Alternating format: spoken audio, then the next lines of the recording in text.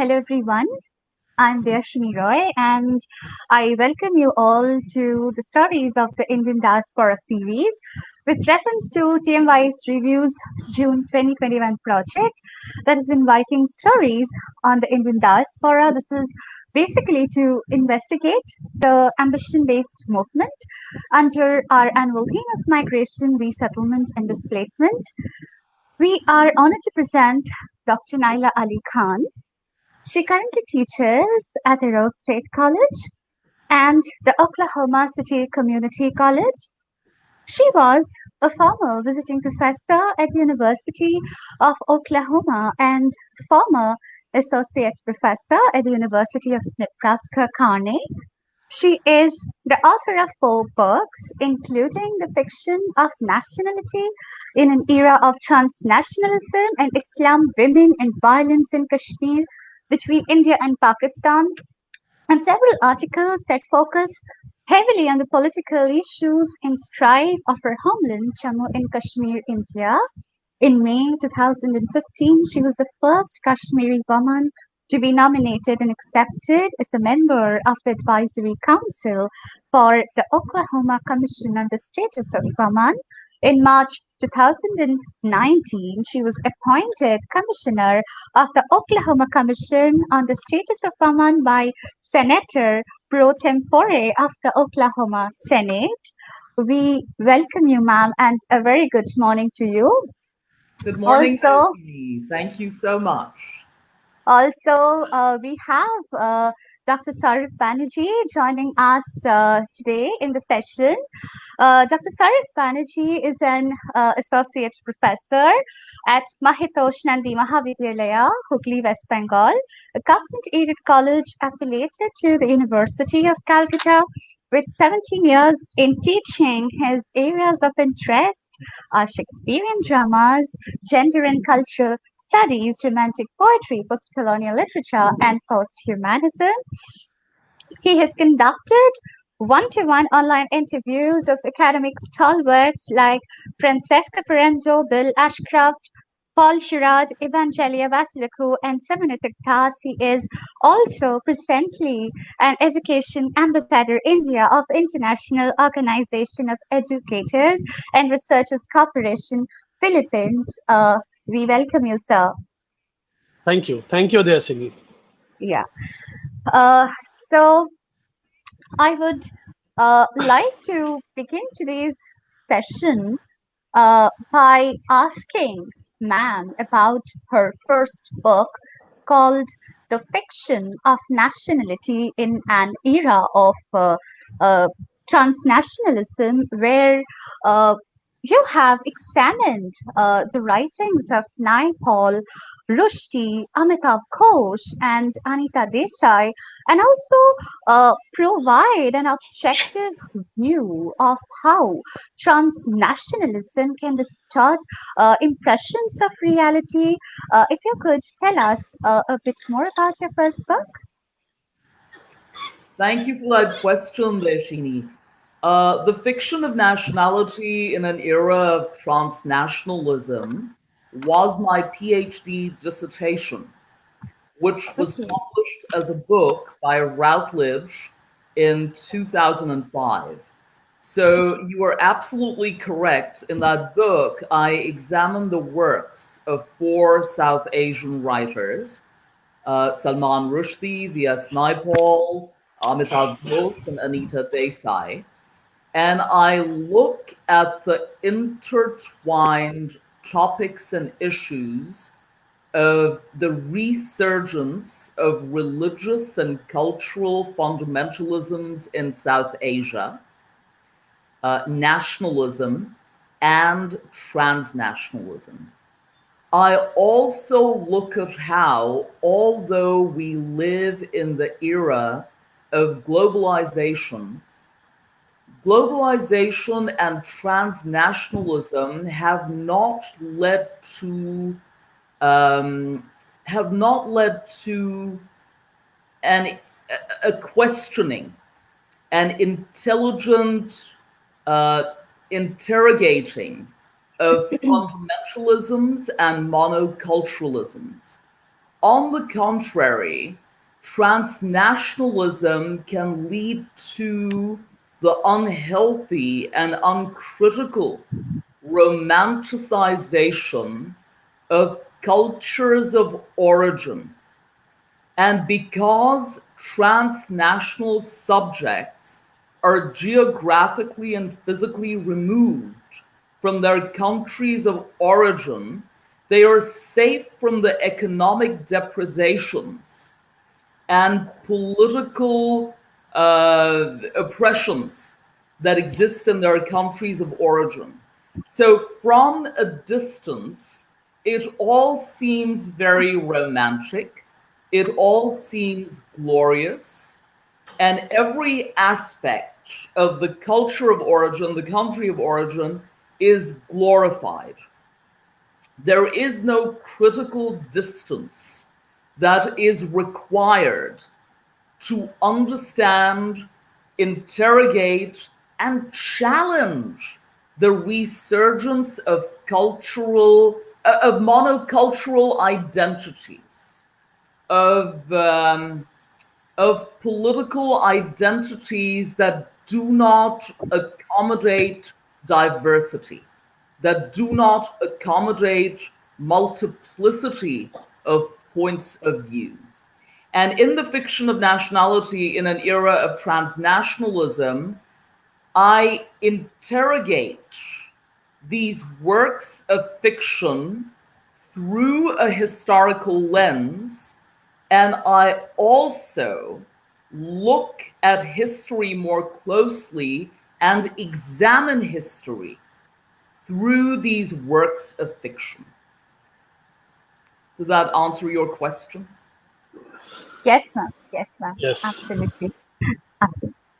Uh, so, ma'am, we would also like to know how your diasporic experiences have shaped your writing that provide insights into the shaping of a collective cultural consciousness to look at the world through an empathetically sensitive lens of a newer feminine sensibility that speaks to the specificities of cultural geography, to the necessities of women subjected to cultural conditioning, and most importantly, that enables women to cross the borders of their self and of the attributive structural bridge of the feminine.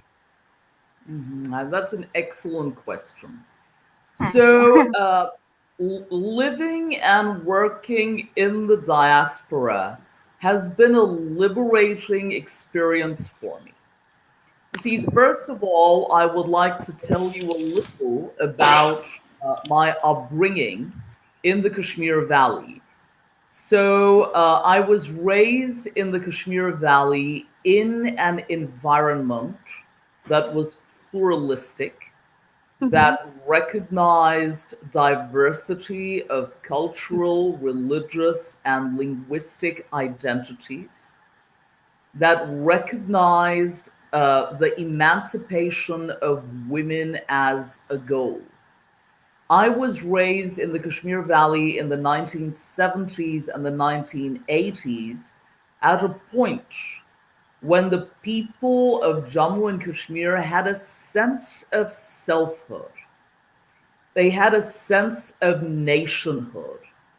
Their sense of self, their mhm, identities, after decades of repression, after decades of having been sunk in the morass of illiteracy and poverty, their identities have been repaired. So mhm, that's the era in which I was raised. mhm, And I was raised in a Muslim home mhm, and educated in a Catholic school. mhm, And at the time, Deyasini, we had Irish nuns at our Catholic school. So I had these multiple cultural, religious, linguistic influences that impacted my identity. And I was taught, contrary to what is being taught today, I was mhm, taught that religion is a liberatory force, that religion is emancipatory, that religion gives women the right to exercise their agency, political, sociocultural, economic agency, that religion gives women a voice, and recognizes them as entities with rights as well as responsibilities. And honestly, before I moved to the United States, I never thought of myself as South Asian. You know, that was an identity that I did not, or a category that I did not identify with. But after moving to the United States in 1998, uh, whichever university, college I studied, worked, taught at, I was identified as South Asian. So I learned to see myself, or I learned to see my identity as greater than just ethnic, or as greater than just religious or linguistic. And living in the diaspora, I come in contact with people from every part of South Asia.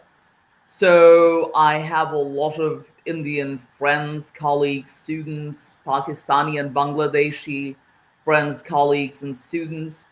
And I recognize the heterogeneity of South Asia. I recognize the pluralism that people of my generation were taught to celebrate in the 1970s and the 1980s. And also, living in the diaspora, I learned to question, to interrogate essentialized notions of womanhood, or essentialized notions of what it means to be female, of what it means to be feminine. You see, all these are social and cultural constructs, right? Femininity is not a universal concept. On the contrary, it is a socio-cultural concept. And identity is just as fluid and just as contextual as well. So there are some situations or some contexts in which my identity as a member of the Indian diaspora supersedes every other aspect of my identity. There are other contexts in which my identity as a Kashmiri Muslim woman supersedes every other aspect of my identity. You see?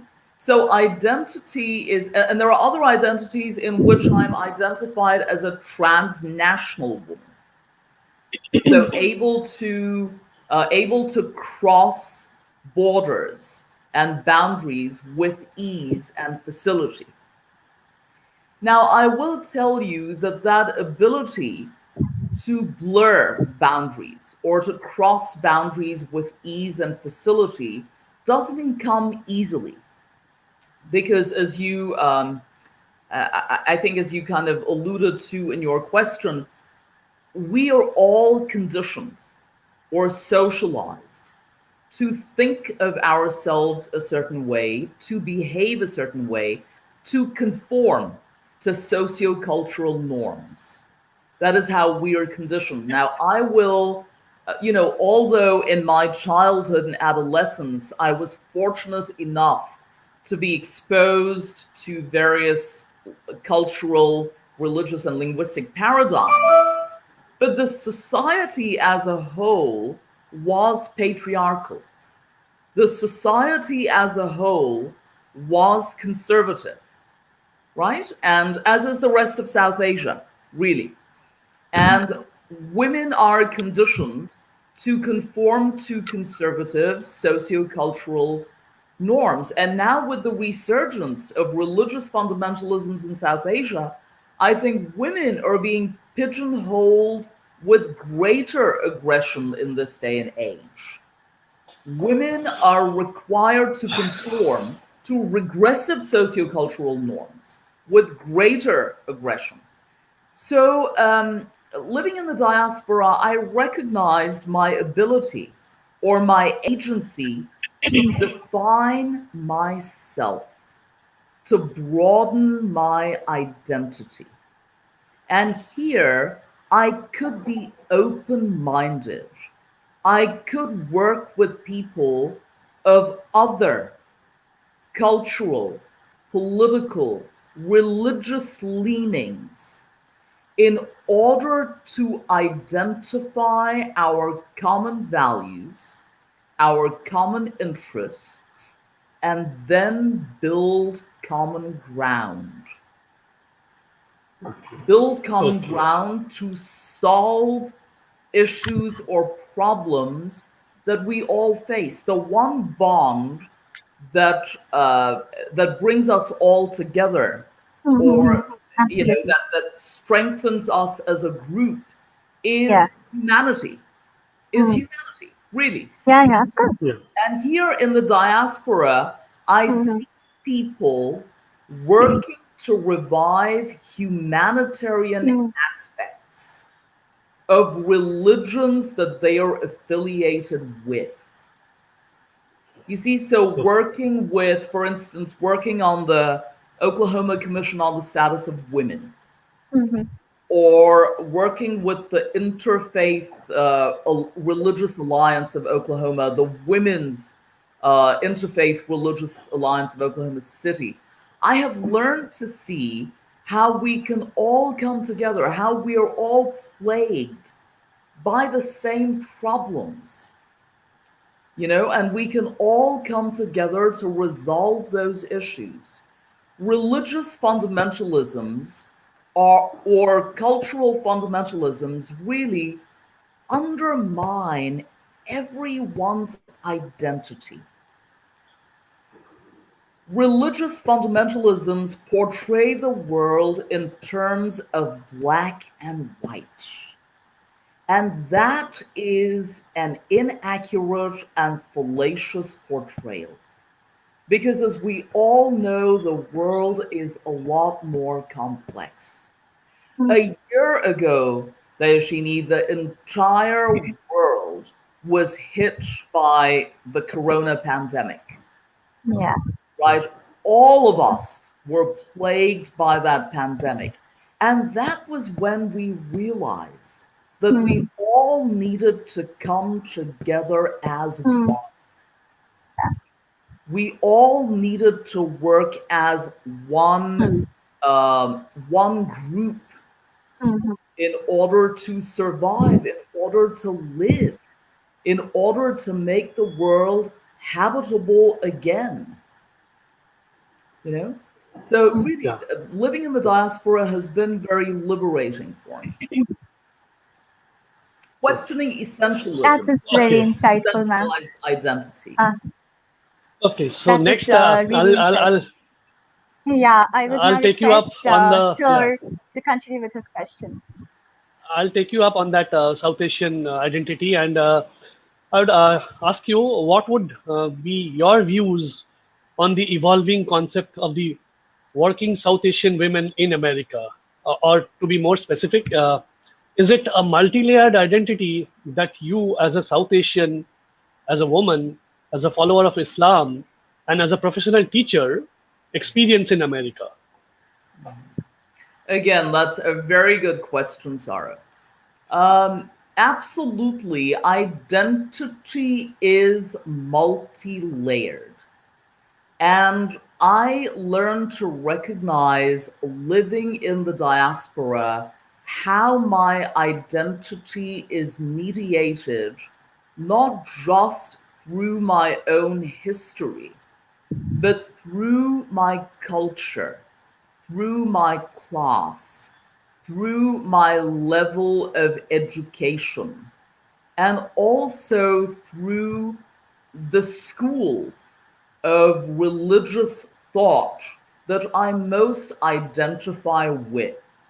You see, Saurav, an issue that we have been facing not just in South Asia, but in the United States as well, is that world religions like Islam, Hinduism, Christianity are being portrayed as homogeneous categories. And that, as you well know, is inaccurate. All these religions are heterogeneous. All these religions are multi layered. And all these religions accommodate multiple schools of thought.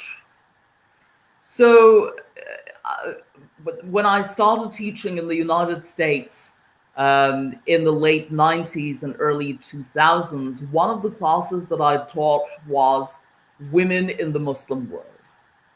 And quite a few of my students at that point thought that all Arabs were Muslim and all Muslims were Arabs, right? And I had to Okay. tell them how my identity as a South Asian Muslim woman was quite different from the identity of an Arab Muslim woman.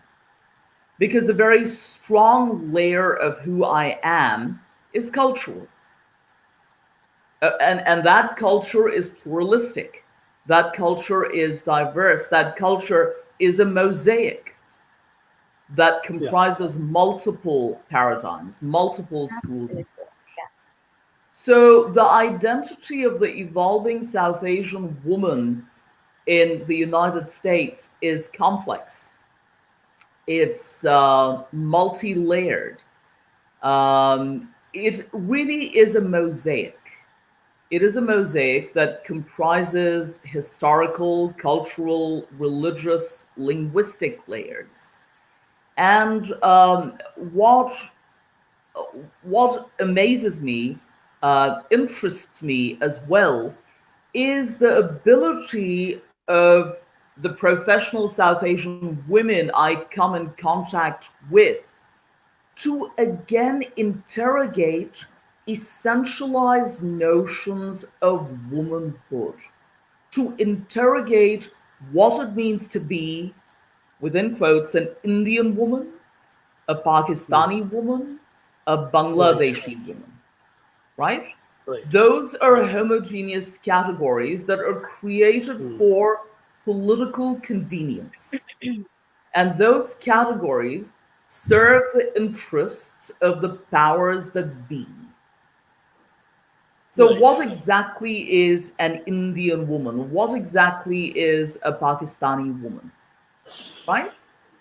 So, I see Yeah. South Asian women professionalized South Asian women who live and work in the United States, deconstructing, deconstructing any attempt to portray their identities in a simplistic fashion and to That recognize was the complexities that comprise who they are.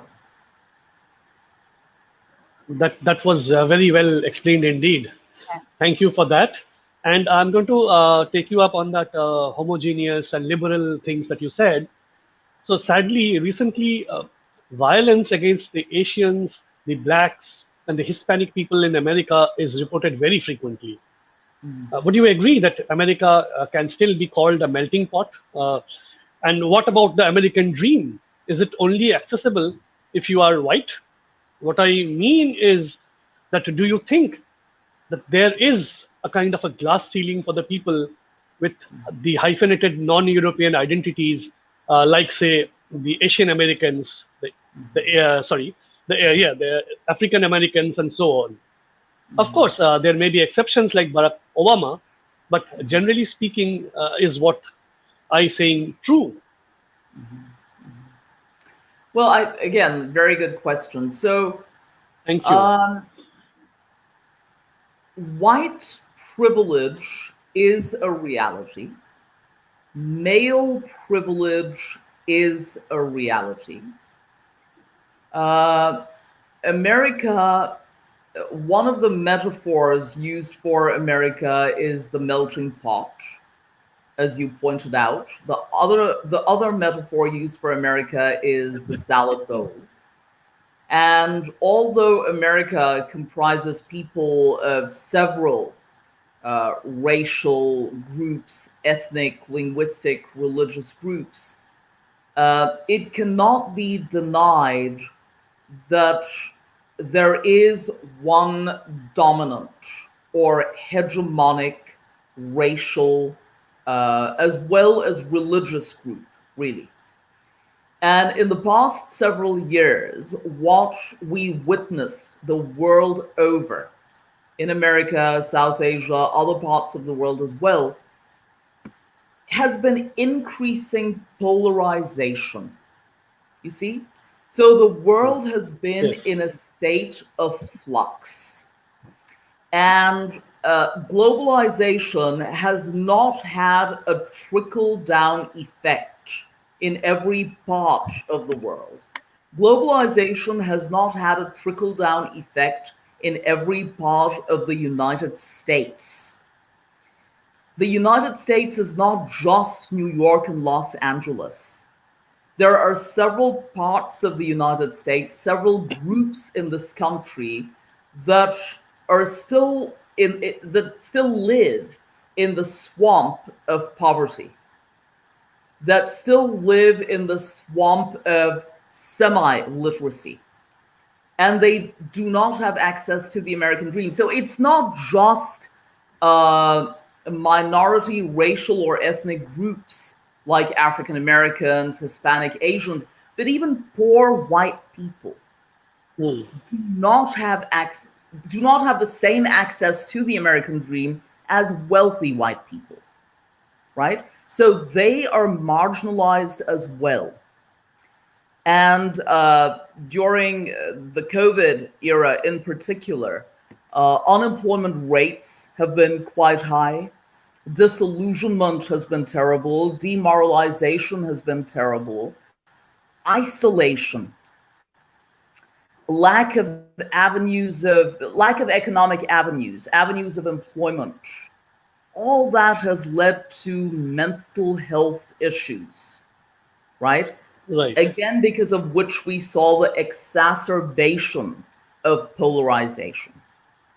And also, I would add to this, the resurgence of religious fundamentalisms has a lot to do with the even greater marginalization of, for instance, Asian Muslims in America. You see, Okay. Islamophobia is a reality. Hmm. It is a reality. It's a reality in parts of South Asia as well. So, police brutality against racial minorities, particularly African Americans, is a reality in the United States. So, I think compared to other countries, what we are seeing in other parts of the world in this day and age, I think America is still the land of opportunity. America still enables accommodation of multiple racial, ethnic, religious identities. America still enables the navigation of difficult terrain. America does give people of other racial, cultural identities spaces in which to grow, in which to come into their own, but it is a struggle. It is a struggle. Yes. Because white privilege is a reality, so there indeed is a glass ceiling. As a South Asian woman, I have always felt that I have to work twice as hard to prove myself, Yes. you know? Correct. And sort of now with a new government in place, there is a paradigm Yes. shift. And young people, millennials, are questioning religious fundamentalisms.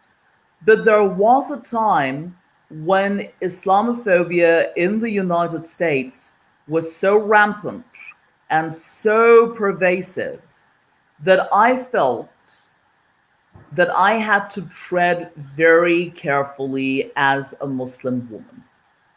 Okay. Because that aspect of my identity, the religious aspect of my identity, has always been very important to me. And as I said to Deyasini, for me, religion has been an emancipatory discourse. And it's been important for me to retain that aspect of my identity, right? Right. But again, I had to make sure that I wasn't demonized because of my religious identity, because there was a time when it was very easy to criminalize Muslims, when it was Mhm. very easy to demonize Muslims. And we see that happening in some parts of India as well today, right?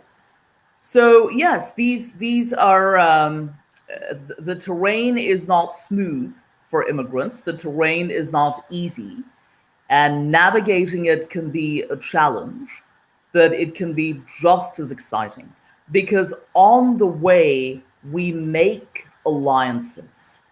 On the way, on Okay. this journey, we forge friendships, we forge relationships with those we have something in common with.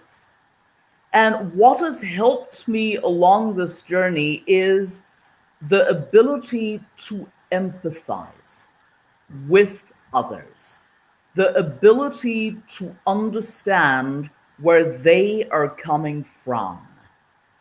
So, a student who has never traveled outside the United States, never traveled outside the Midwest, has never been to a Muslim country, knows very little about the religion, and that students' only exposure to Islam and Muslims has been through mainstream American media, is Okay. bound to have a myopic notion Yeah.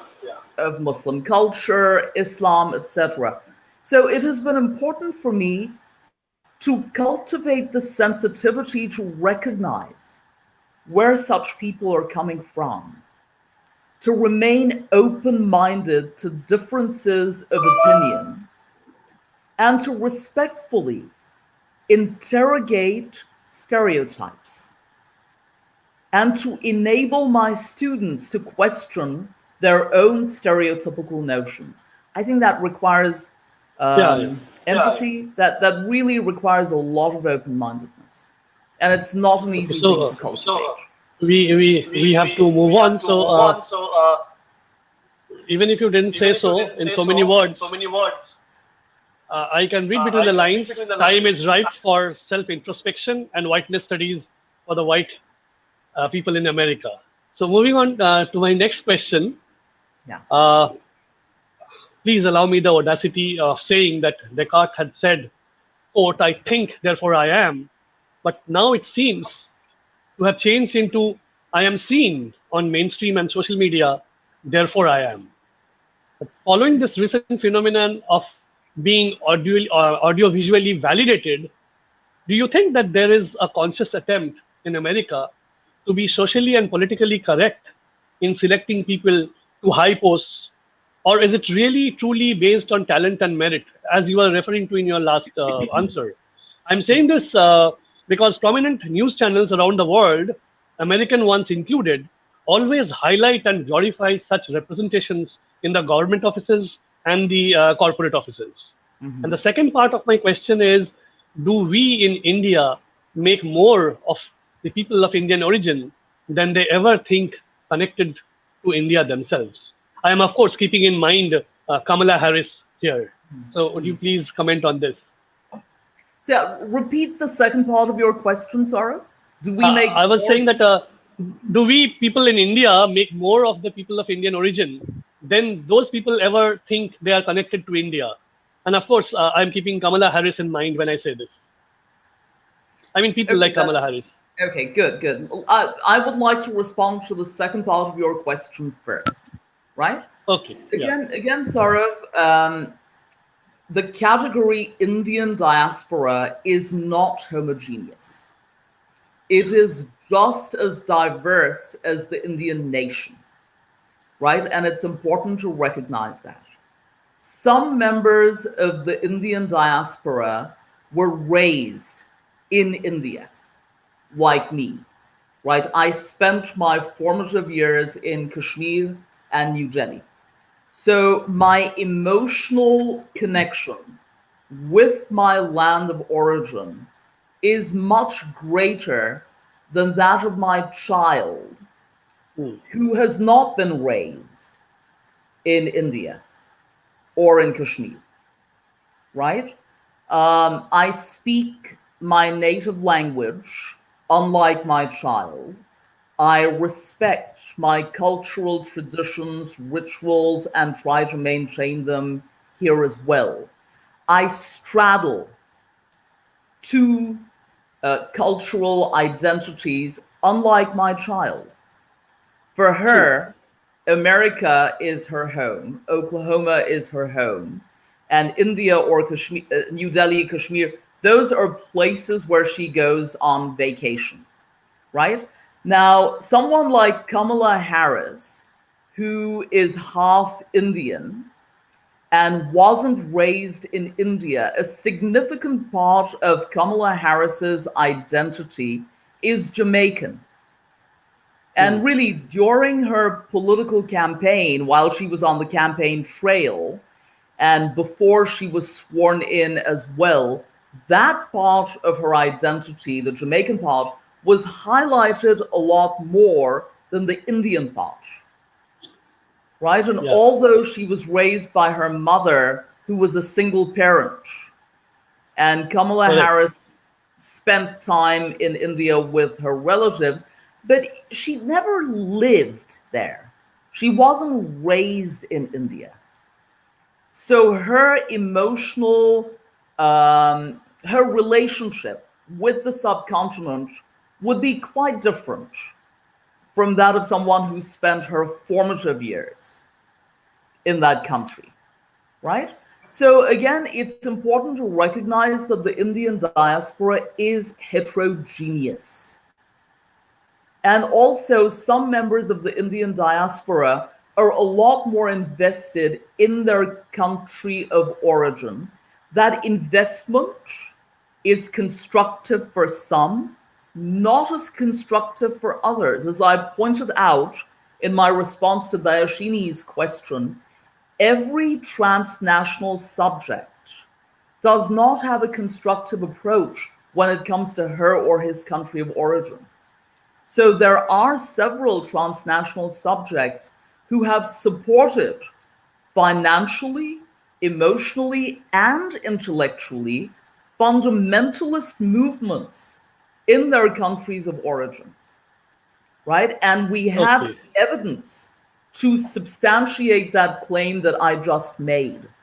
So the resurgence of religious fundamentalisms in India, for instance, or Pakistan or Bangladesh has been supported financially as well as emotionally by transnational subjects in the US and the UK.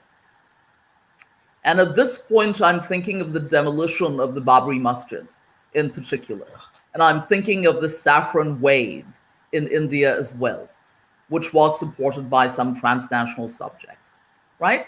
So, but then there are people in the Indian diaspora who were able to maintain a critical distance from their country of origin, from their culture of origin, and say, we do not support that regressive practice.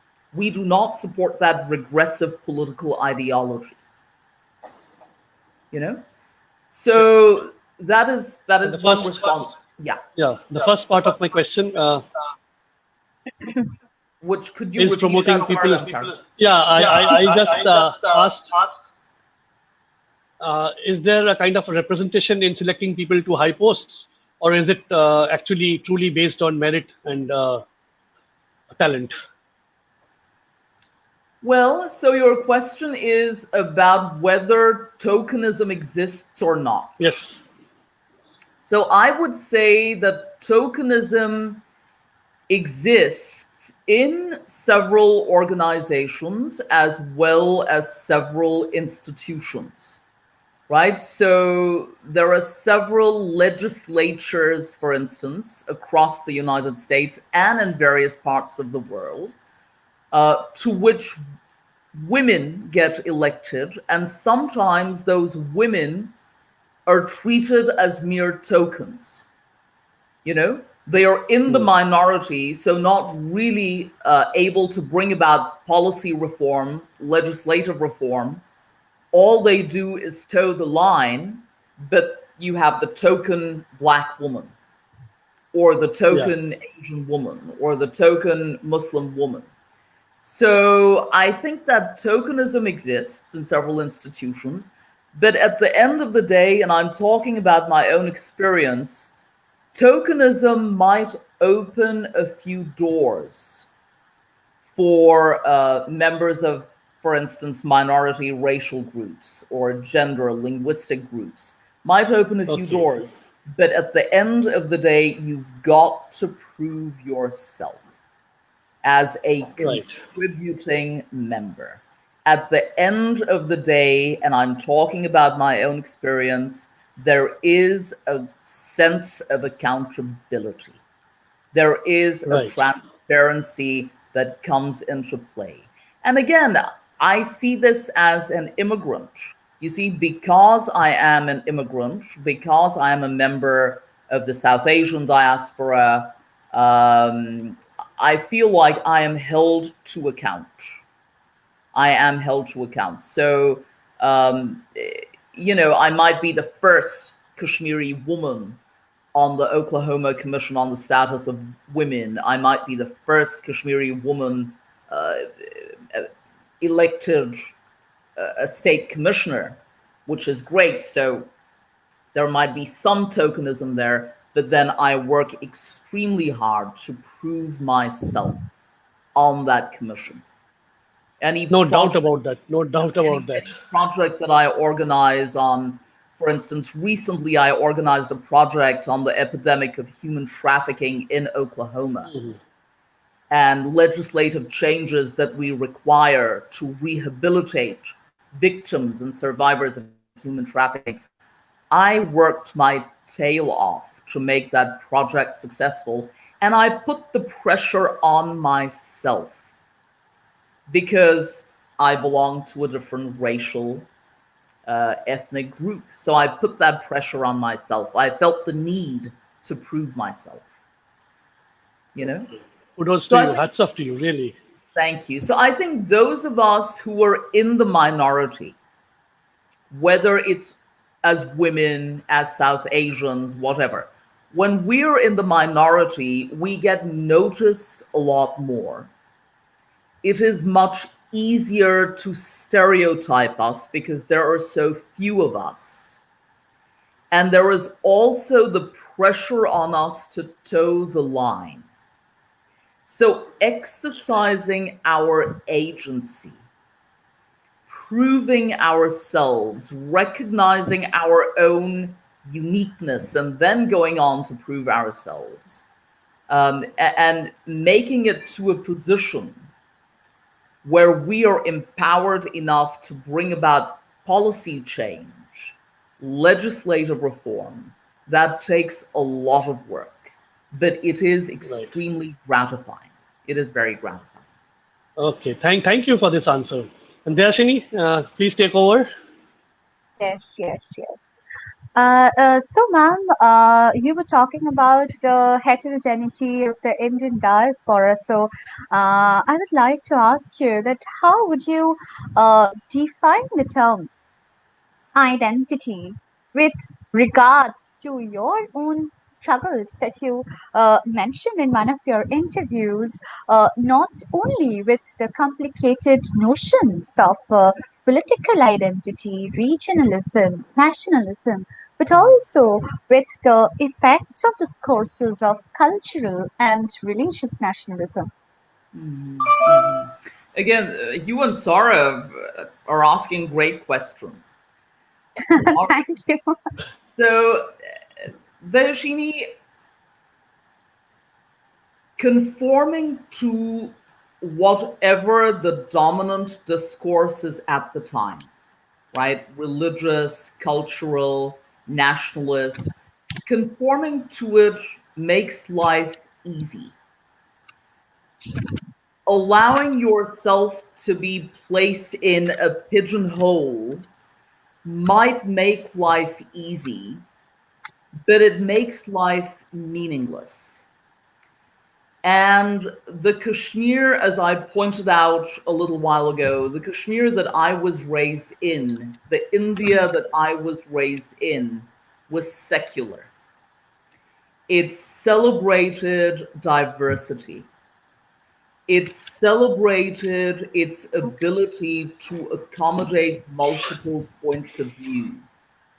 It celebrated its ability to negotiate with opposing forces and build common ground.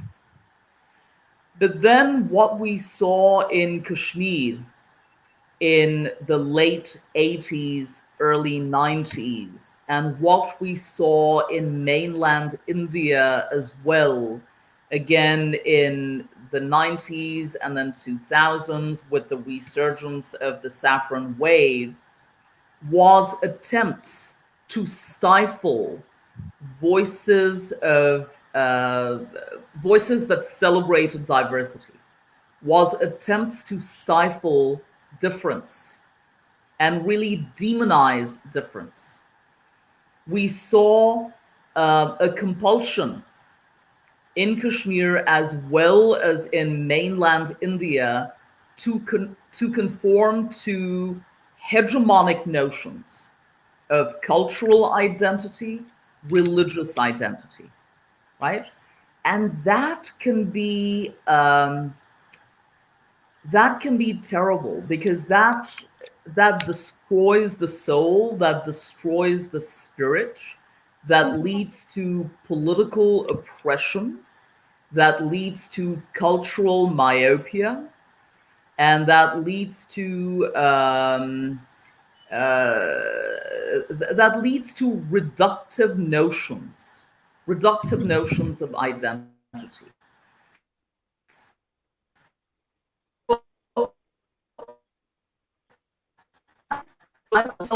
When I mentioned in my response to Saurav's question, the Indian diaspora is heterogeneous. One of the categories that we need to highlight is that class, socioeconomic class. So not every member of the Indian diaspora had access to quality education in the country of origin. Not every member of the Indian diaspora was privileged in the country of origin. Not every member of the Indian diaspora had access to the echelons of power in the country of origin, right? So we see such people in the United States as well, who come from marginalized socioeconomic groups.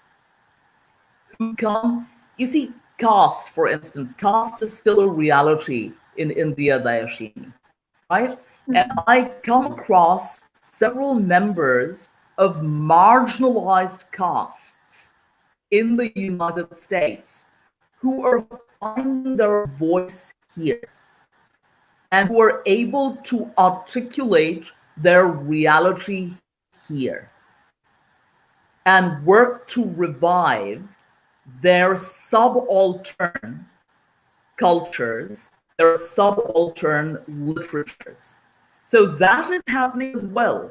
You know, sort of in response to your question about white privilege and the lack of privilege of racial minorities, the other side of the coin is that those racial minorities, economically marginalized people, or Dalits, for instance, from India, have been able to find a voice in the United States. They have been able to revive their subaltern political cultural identities here. That's the other side of the coin. right? Something that they were not Right. able to do in their countries of origin. Right. In the Pakistani diaspora, for instance, Saurav, Ahmadis in Pakistan are ostracized, constitutionally not recognized as Muslim, right? But in the United States, the other side of the coin is that in the United States, Ahmadis are able to practice their faith.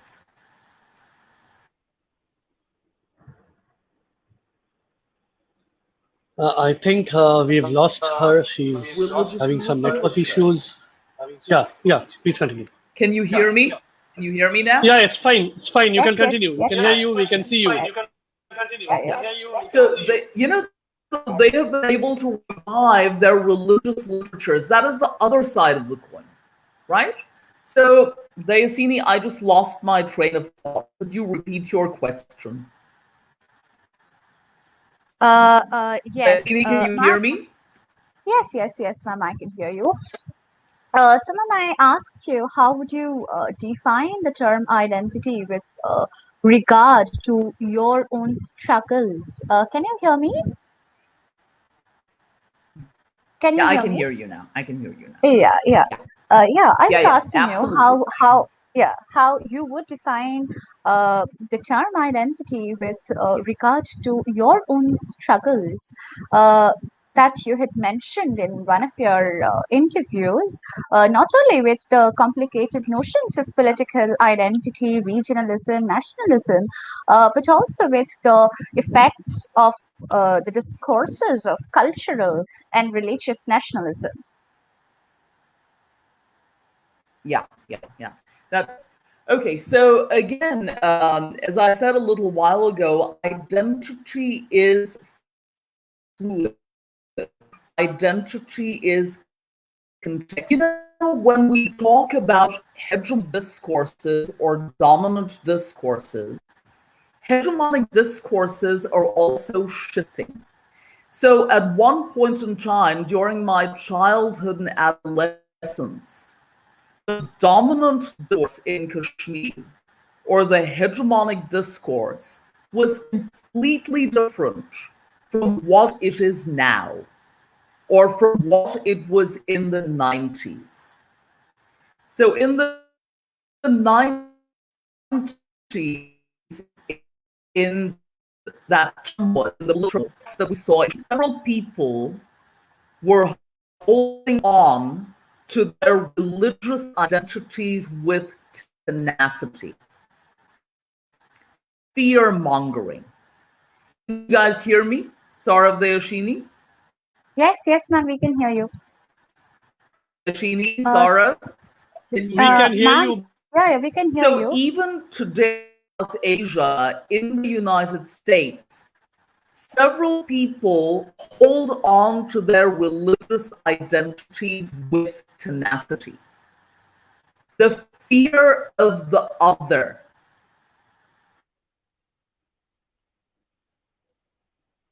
We have lost her I think again. there's a glitch.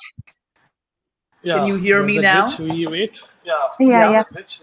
You are back. Please Can you continue. guys hear me? Yeah, Okay. we can hear So you. the fear of the other is propagated by political forces, right? And that rhetoric, political rhetoric, that propagates the fear of the other has incited acts of violence in various parts of the world. So that, that fear mongering, we're seeing that in mainland India, we're seeing it in Kashmir, we're seeing it in the United States. And that has led to violence against some religion, against some racial groups. That has led to demonization of some religious groups. So while I was growing up, Deyasini, Right. there was a lot of emphasis in Kashmir on a newly created democratic identity, on an identity that recognized the emancipation of the tiller, on an identity that recognized the essence of nationhood, the importance of quality.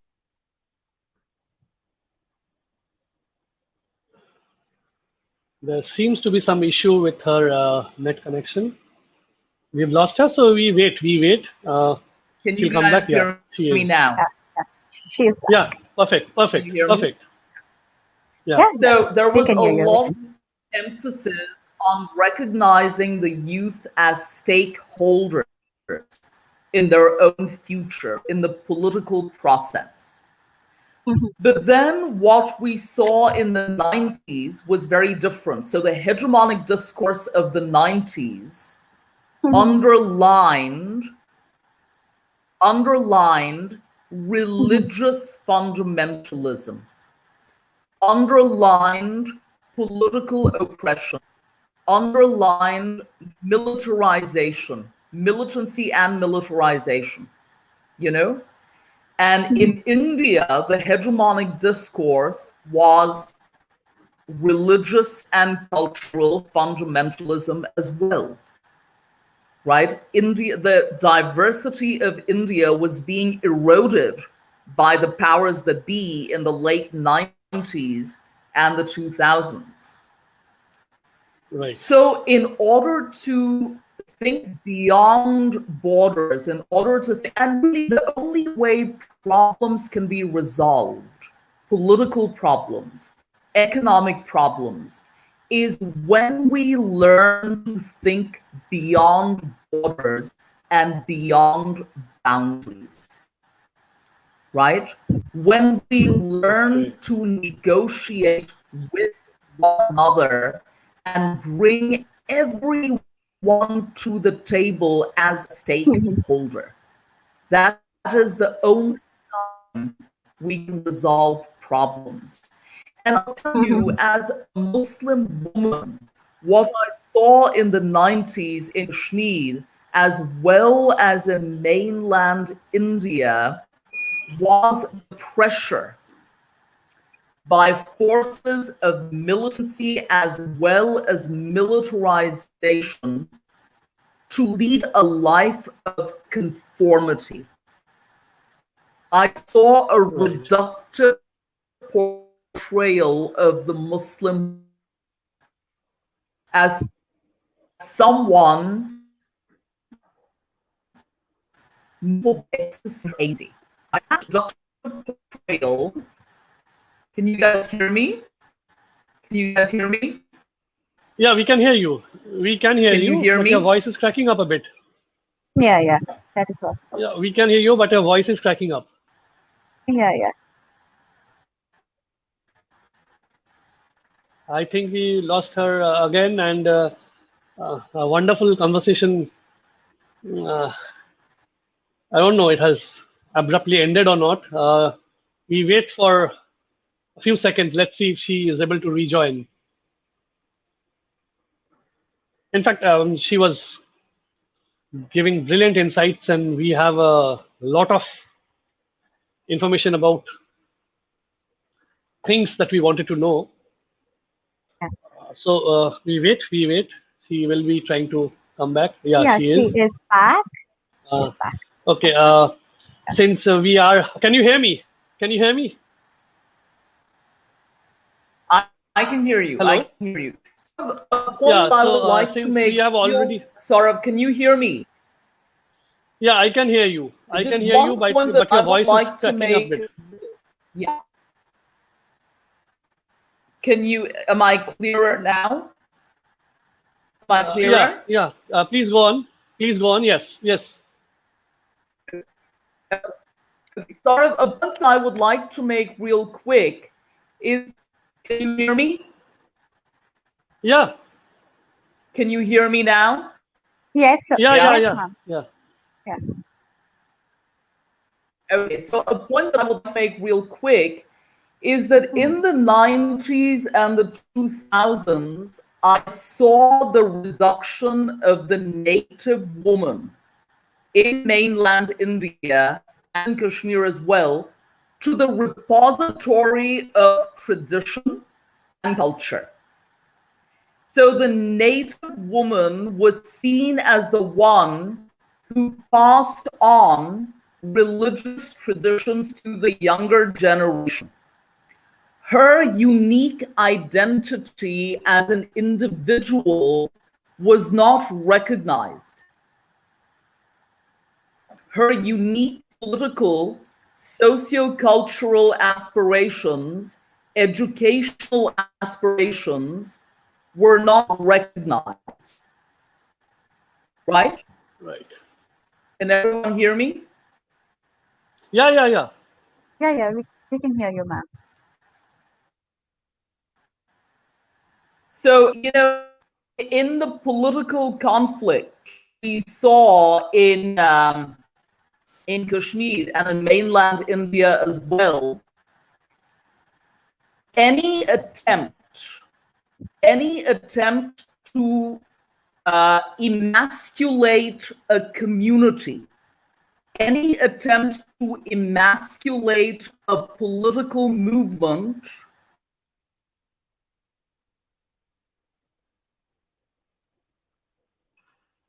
We lost her again. So symbolize.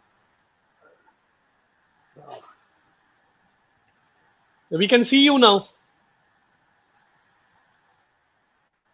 Can Can you you hear hear me? me? Yeah, I can. I can hear you. I can hear Yeah, you. I can hear you now. I can hear you I now. can hear you. Can you hear me? Can you hear Yes, ma'am, we can hear you. We Okay, can hear you. great. So the Yeah. point that I was trying to make was that any attempt to violate the native woman was seen as symbolic of eroding a culture, was seen as symbolic of undermining a political movement. And we have been seeing that in mainland India as well. Right? Right. The recent religious polarization that we witnessed in mainland India, during that polarization, Muslim women as well as Hindu women were portrayed as repositories of religion, cultural tradition. They were not recognized as unique individuals with their unique educational aspirations. You guys hear me? We cannot hear you. We cannot hear you, ma'am. We cannot hear you. There seems to be some kind of signal problem with you. Are you able to hear us?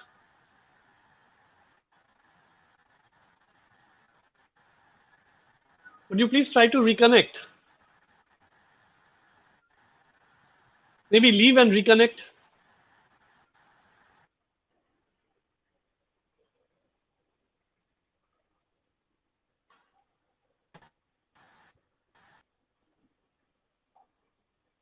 Yeah, she's trying to. She's left and she's trying to reconnect. So we wait for a few more minutes.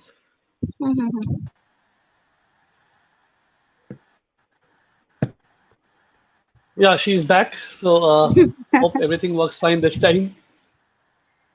We've had so much trouble with StreamYard. Yeah. So the point that I was trying to make is that cultural fanaticism as well as religion. Can you hear me? Yeah. Yes, Can you ma'am, hear we can me? hear you. We can hear you. Cultural fanaticism as well as religious fanaticism, they pigeonhole women, right? They see them only as repositories of cultural traditions and rituals. They do not see them as agents of change, agents of transformation. They do not see them as people with political agency, right? Right. Which is why when we think about any kind of conflict, when we think about religious turmoil in mainland India, religious polarization, when we think about militancy and militarization in Kashmir, we will find plenty of examples of women who were portrayed reductively. They were portrayed reductively, and the violation of those women was seen as symbolic of the emasculation of the religious community that they belonged to, or of the political movement that they might have been affiliated with. So cultural nationalisms and religious nationalisms can undermine the identities of women. And it is a challenge to question those attempts to undermine women's identities. And we as women can do that by recognizing our political agency, by recognizing the impact we can make in the public realm, by recognizing the roles that we can play in policy reform, you see, in legislative reform, in institutional reform. All right, does that make sense? Right. Yeah. So since we are running short of time, actually we've overshot. We planned 40-45 minutes, and you have spoken so brilliantly that we are over an hour now. So just a quick question and a very short answer from you. What I'd like to ask you is, do you think that the term diaspora is passé, and transnationals would be the more correct term to refer to people who migrated because they had the means and desire to do so, rather than being forced to leave, and the fact that they can travel seamlessly to and fro? So a very short answer from you, please.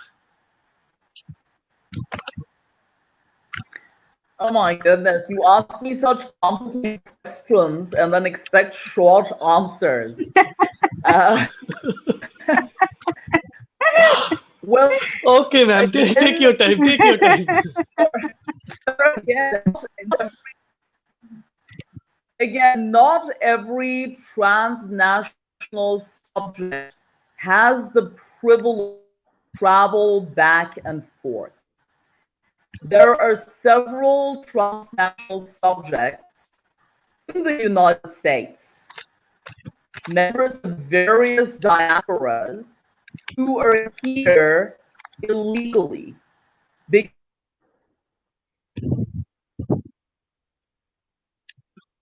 We have lost her again. Yeah, we lost her again. The skills. Yeah, she's come back. Can you Let's hear see. me? Let's see. Can you hear me? Yeah. Yeah, we can Yeah, hear you, ma'am. yeah. We can hear you.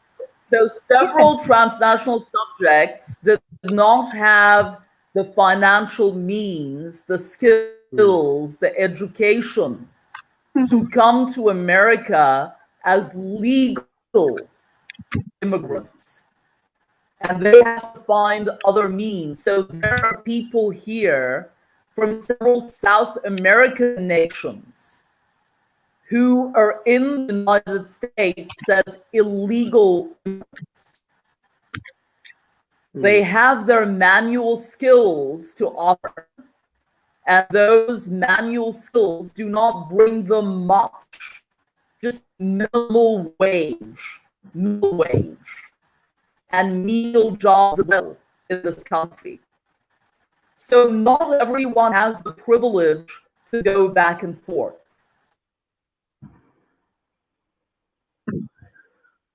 Again, we lost her. Okay, we'll wait. She'll come back.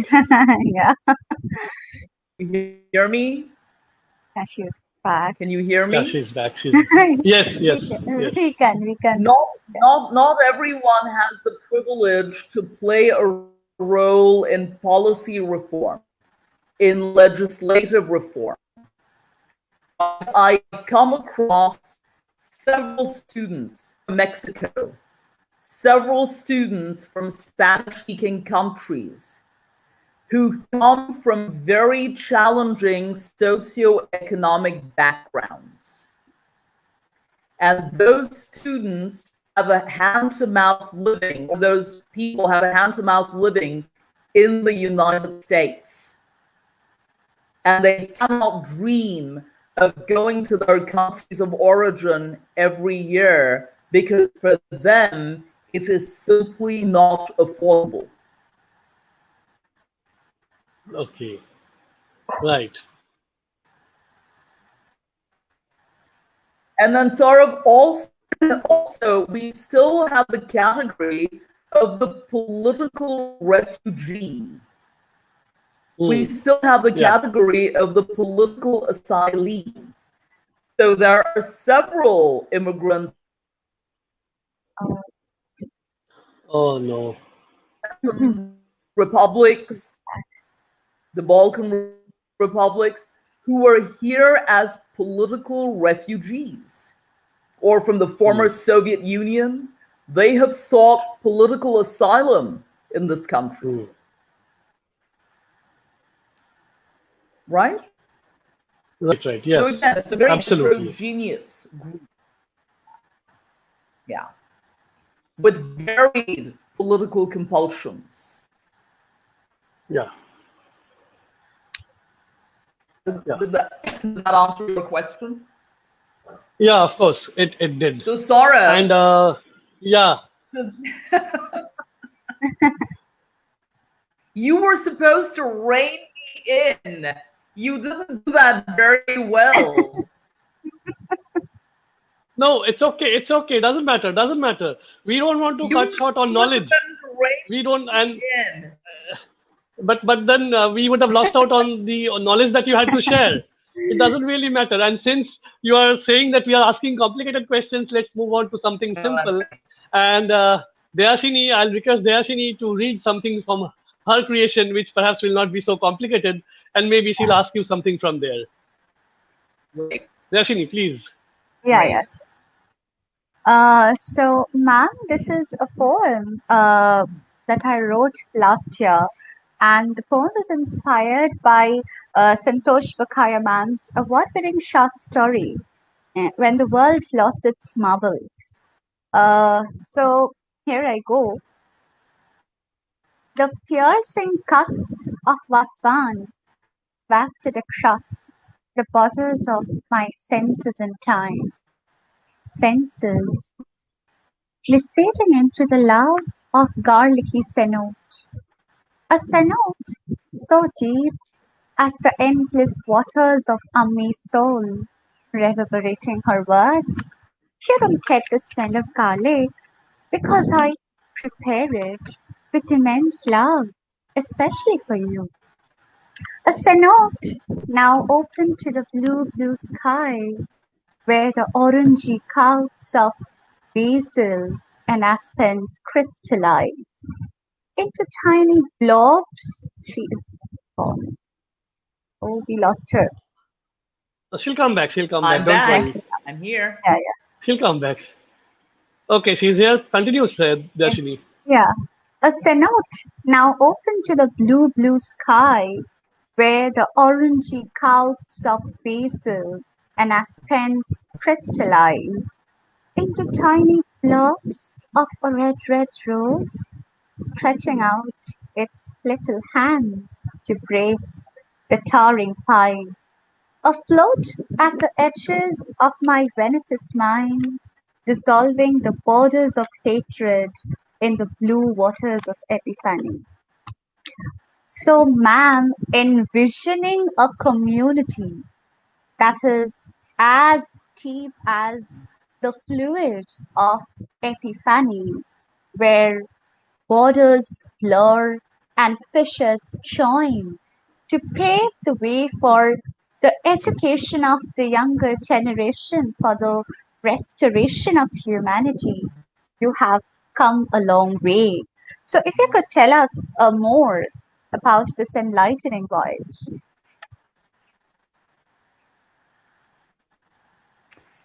Well, I've told you so much already, but yes, it's been a fantastic journey, a journey that I'm very grateful for, and I learn something new every day.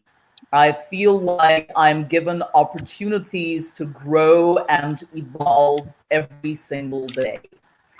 And living and working in the diaspora, I have recognized that community is the courage to Mhm. build bridges, that community is the courage to respect dissent and differences of opinion, and that community is the courage to listen with open-mindedness and empathy to every stakeholder, and to recognize that while we may not agree with one another, we can always build common ground. That common ground would enable our younger generations to grow and to flourish, really. And I think of Abraham Lincoln, who in 1857, I think, or was it? I may have gotten that date wrong, but Abraham Lincoln, who said that a house divided against itself cannot stand. So it is time to garner the courage to come together as one. It is time to garner the courage to forge dialogue, to build, to cultivate diplomacy, to listen to one another and accommodate everyone's point of view. That is the kind of mosaic that I would like to create. A world in which no religious identity, no racial or ethnic identity is demonized.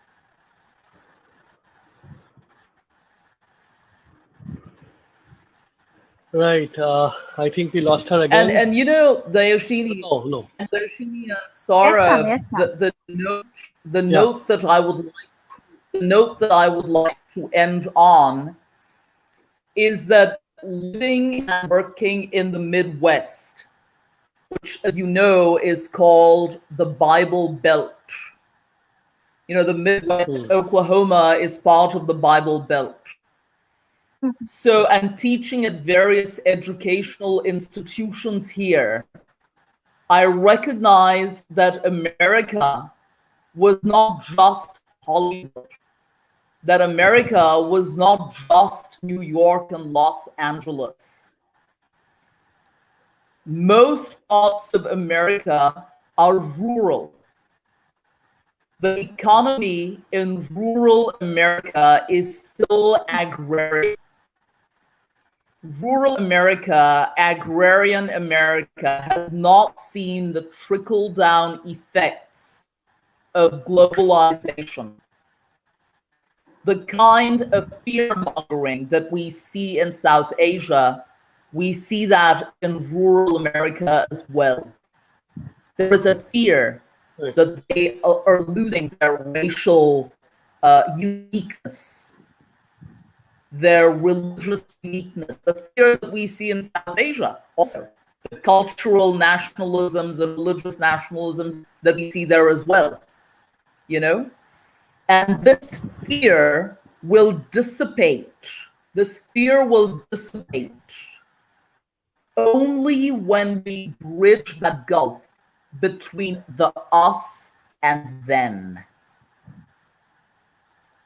Only when we learn to question that dichotomy of the us and them, the West and the East, right? Mhm. And black. And that dichotomy became deeply entrenched post 9/11, right? The fear of the Right, other, right. whether we are in mainland India, Kashmir, the United States, it must be proactively questioned. And we can do that as scholars, activists, academics, right? And our Right, right. training in literature enables us to recognize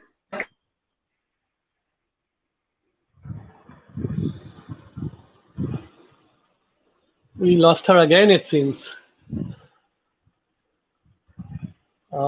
She comes back, Dashini. We need to wind this up. Yeah. Uh, yeah. So let us wait for. Let us Yeah, wait she for a is. few seconds. Yeah, yeah. Yeah, she is back. Yeah, she's So, back. so we really need to wind up now. So, can you hear us? that. Yeah. I can, yes. Uh, so thank you so much, ma'am. It was such a brilliant session. Like, thank you once again for your time and for sharing with us these extremely knowledgeable insights. With this, we end the conversation. Thank you. It was an honor. Yeah, Thank you so much, Deyasini and Saurav. Excellent questions. Excellent questions. thank you Thank so you. much, Thank ma'am. you. Thank you. Thank, We Okay. know Thanks. I enjoyed Thanks. talking with you. Thank Thank you. you. Okay. So uh, we